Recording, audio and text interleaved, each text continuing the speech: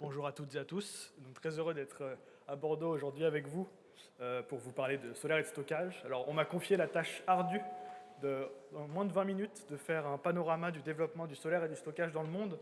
Donc, je vais m'y atteler en analysant à une échelle internationale. On a parlé de l'échelle locale ou régionale avec la métropole de Bordeaux. Maintenant, on va regarder ce qui se passe à l'échelle mondiale et donc dans tous les pays du monde. Donc, tout d'abord, peut-être pour présenter rapidement Ember. Donc, moi, je suis analyste énergie chez Ember. Ember est un think tank international. Donc, on est basé à peu près dans 25 pays, avec à peu près une centaine de personnes. Et nous publions des données.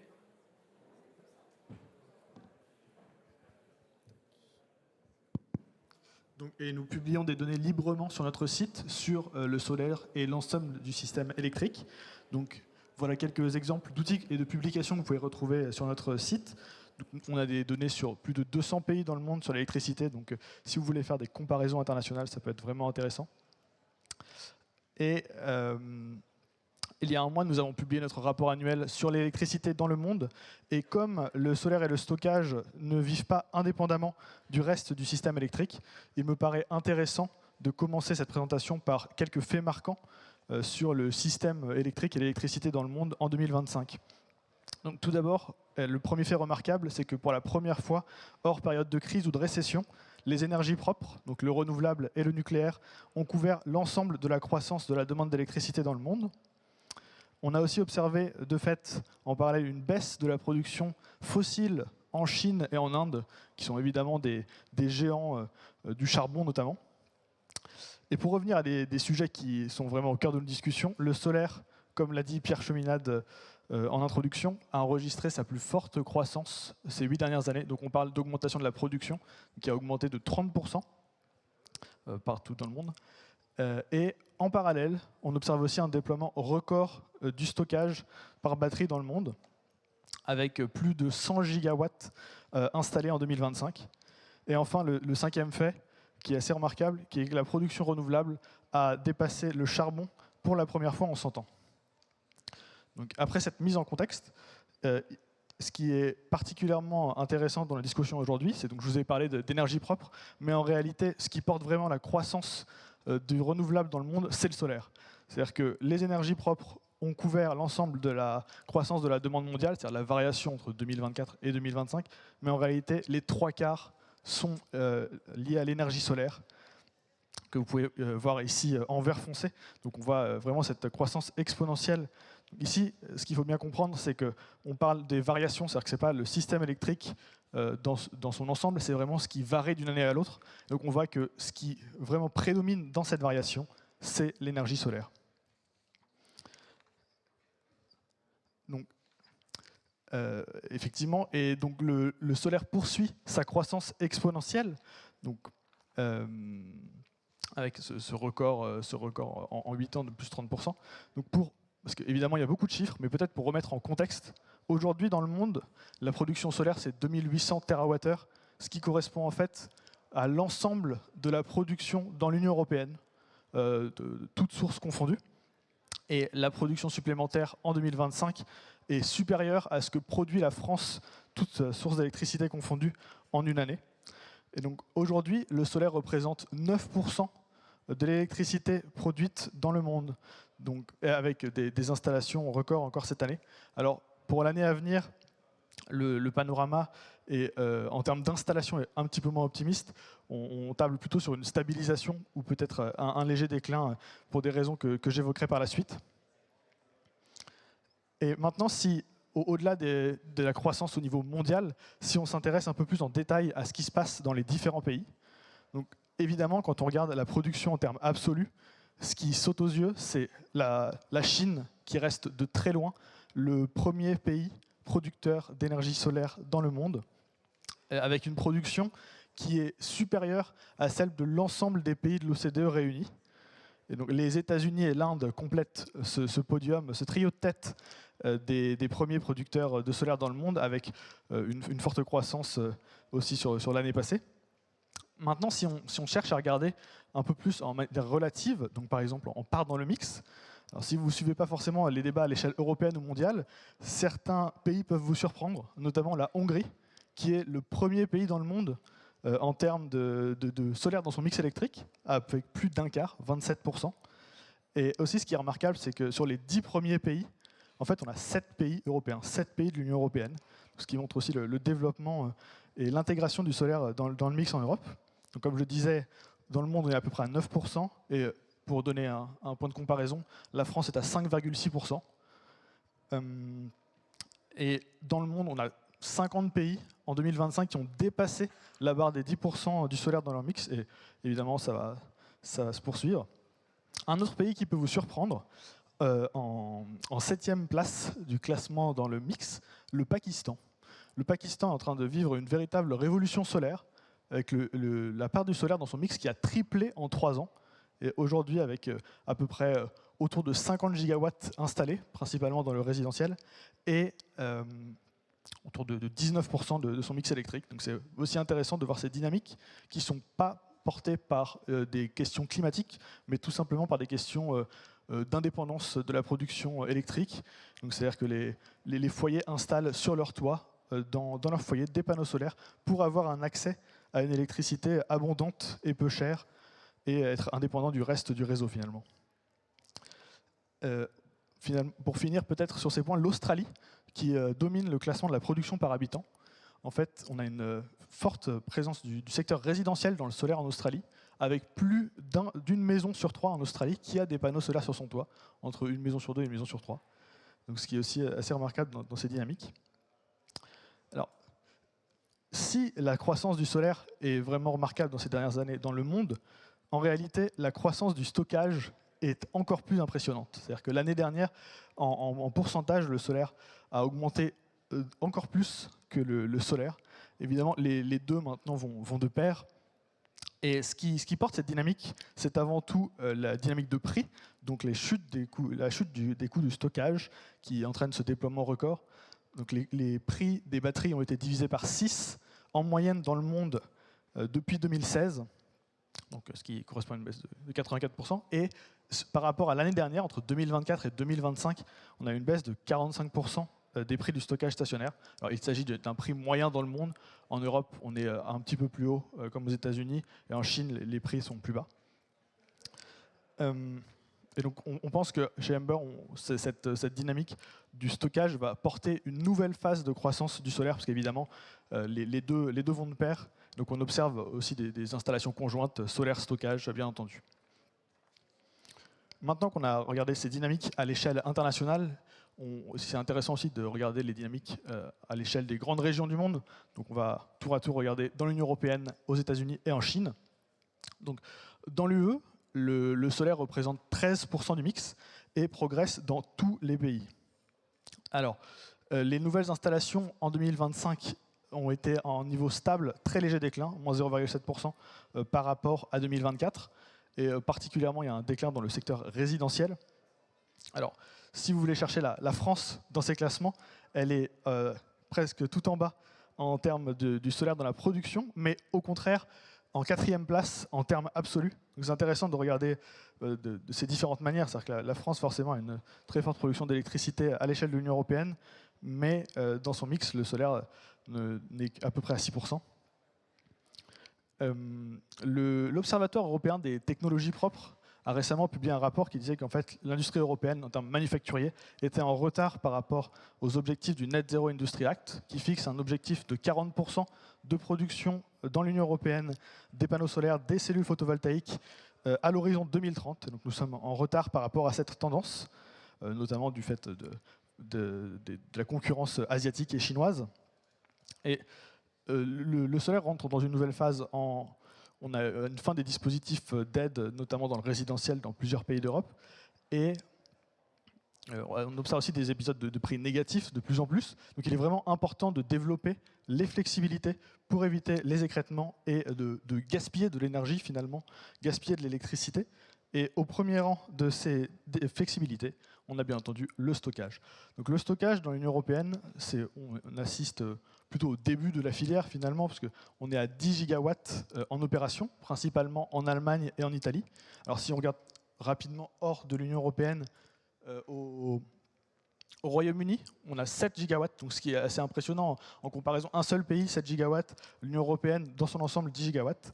Et on a un pipeline de projets d'environ 40 gigawatts, donc 4 fois plus que ce qui est installé actuellement. Donc on est vraiment au début de la croissance de cette filière. Alors, quand je parle de pipeline de projets, on parle de projets qui ont été annoncés et de projets aussi en construction.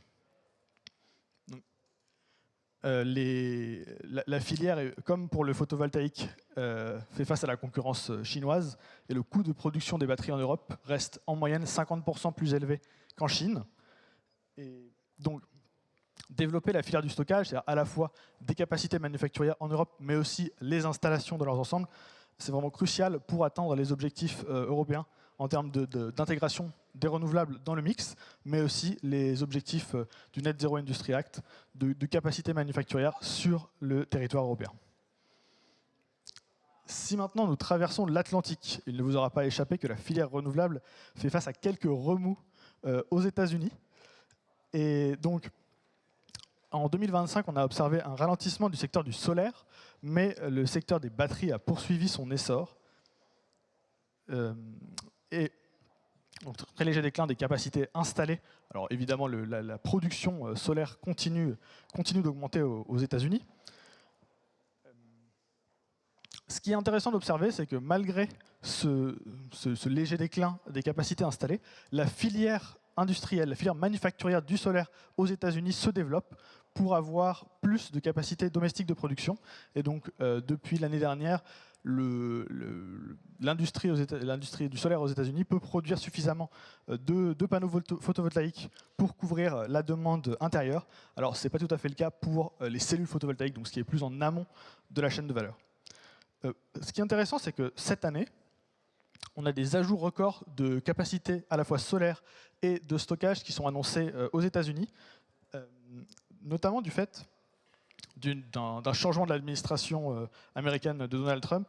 Au départ, on avait des crédits d'impôt prévus jusqu'en 2033 pour les projets, et finalement, ça a été changé. Donc maintenant, pour bénéficier de ces crédits, il faut que les projets débutent avant le 4 juillet de cette année, soit mis en service avant fin 2027. Donc en fait, on observe une accélération des projets sur les 2 prochaines années du solaire aux États-Unis.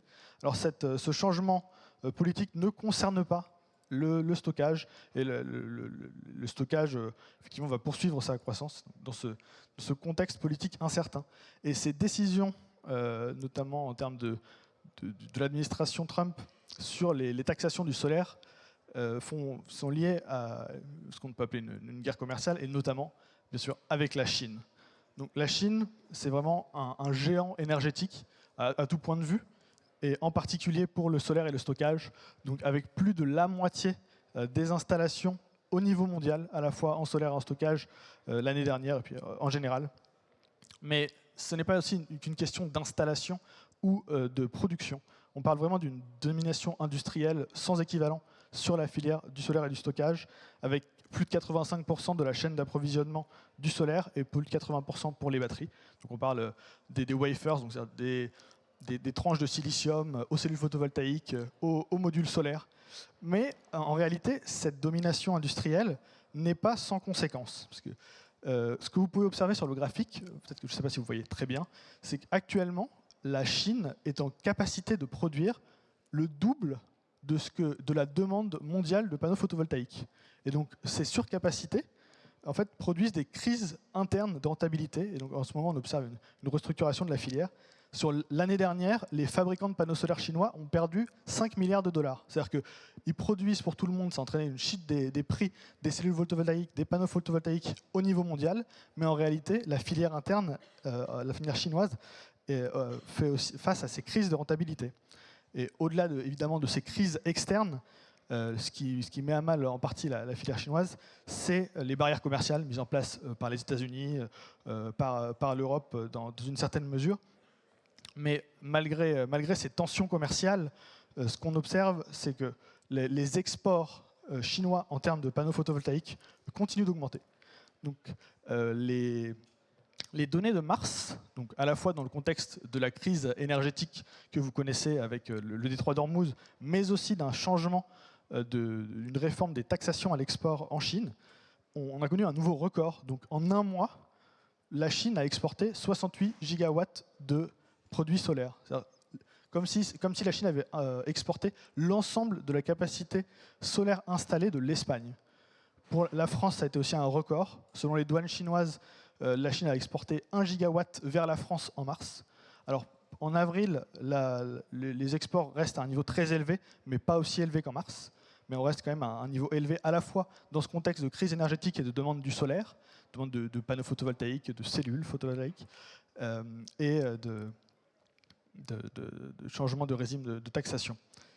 Donc, et si vous regardez les tendances, depuis 2023, la Chine exporte tous les mois une capacité à peu près de 30 gigawatts. C'est-à-dire que c'est comme si tous les mois, la Chine exportait en capacité solaire une France. Une France en termes de production, de capacité, de panneaux photovoltaïques, de cellules photovoltaïques, de wafers, principalement exportés pour les panneaux photovoltaïques vers l'Europe en premier lieu, mais partout dans le monde évidemment, et pour les composants solaires, donc les wafers et les cellules photovoltaïques, plutôt vers l'Asie. Et évidemment, la Chine n'est pas le seul exportateur. On peut aussi parler de l'Inde ou du Vietnam. Donc, peut-être en conclusion, après avoir fait ce tour d'horizon, on peut se demander finalement quelles sont les tendances pour 2026. Alors, nous sommes à peu près à la mi-année. Évidemment, nous avons cette crise énergétique dont il est encore difficile de voir l'ampleur. Alors, l'Agence internationale de l'énergie qualifie cette crise de la plus importante de l'histoire. C'est-à-dire que notamment, ça touche les pays asiatiques en particulier, qui étaient extrêmement dépendants des hydrocarbures passant par le détroit d'Ormuz, que ce soit le gaz ou le pétrole. Et donc la géopolitique fait son retour au centre des stratégies énergétiques. On entend de plus en plus parler de dépendance énergétique, de la volatilité des fossiles. Et ce qui est une bonne chose dans un sens, c'est que les crises accélèrent le changement. C'est-à-dire que chez Amber, on est persuadé, et nous ne sommes pas les seuls à le penser évidemment dans le monde, que cette crise va accélérer dans le monde les installations de renouvelables, de stockage, puisque le solaire et les batteries apparaissent vraiment comme un instrument de la sécurité, de la souveraineté énergétique. Pour vous donner un exemple, alors pas forcément lié à la crise des hydrocarbures, Cuba a été privé de son approvisionnement pétrolier en provenance du Venezuela. Depuis ce moment-là, on a vraiment une explosion, un boom des importations de solaire et de stockage de batteries vers Cuba. Donc vraiment, le solaire et le stockage apparaissent comme des piliers de la sécurité énergétique dans le monde moderne. En plus, on a une rapidité des installations par rapport à d'autres technologies énergétiques qui prennent plus de temps à installer.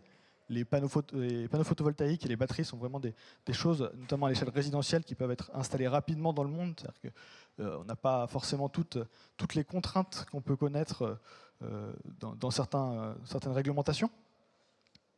On observe l'émergence de ce qu'on appelle les projets solaire-batterie 24 heures, 7 jours sur 7. 24 heures sur 24, 7 jours sur 7.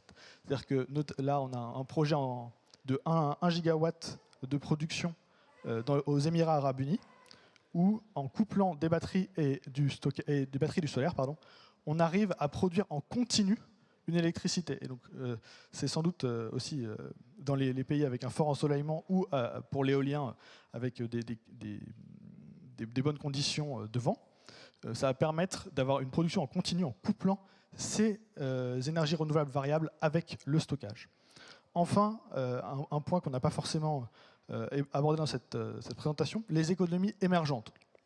Par exemple, l'Inde, les Philippines, le Mexique sont vraiment un nouveau moteur de croissance du solaire et du stockage dans le monde. Donc, ce qui est intéressant d'observer, c'est que ce ne sont pas forcément portés par des dynamiques en raison de la décarbonation ou des dynamiques climatiques, mais plutôt pour des questions de développement industriel, de développement économique, parce que c'est une énergie qui est abondante, qui est actuellement la moins chère quand on parle du solaire, et donc qui est pour ces pays-là particulièrement compétitive, notamment avec le charbon, donc il devient plus intéressant pour eux d'installer du solaire, et notamment pour les questions de pollution. Donc en Chine et en Inde, les dynamiques de production du renouvelable sont portées par les questions de pollution, la pollution de l'air liée aux fossiles qui tue plusieurs millions de personnes par an en Asie. Donc c'est la première région du monde en termes de pollution, sur la pollution fossile. Donc ça va être intéressant aussi d'observer ces dynamiques et peut-être ces recompositions des filières solaires à l'échelle mondiale. Alors la Chine évidemment va dominer, mais on voit cette part de la Chine diminuer progressivement. notamment pour d'autres pays asiatiques. Donc on va voir ce qui va se passer pour la suite avec cette crise énergétique. Je vous remercie.